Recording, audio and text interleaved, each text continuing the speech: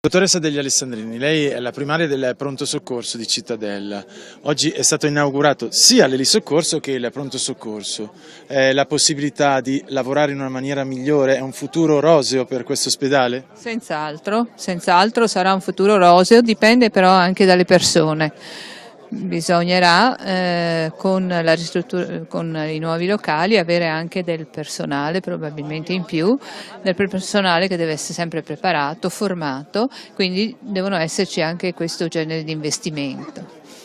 Quindi ok macchinari, ok l'innovazione, ma si deve puntare molto sulla preparazione, la formazione. Noi sappiamo che la Regione Veneto è l'unica che dà la possibilità di impiego, mentre è bloccato per quanto riguarda le altre regioni le assunzioni. All'urgenza c'è un'attenzione particolare perché è un settore delicato che porta a questo, è necessario questo. E quindi in questo contesto nuovo senz'altro ci sarà un miglioramento anche con l'apporto umano.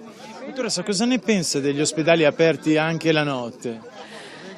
Ma noi siamo sempre aperti la notte, quindi per noi non cambia niente. Certamente il fatto di favorire le liste d'attesa, di diminuire le liste d'attesa porta vantaggio anche per noi.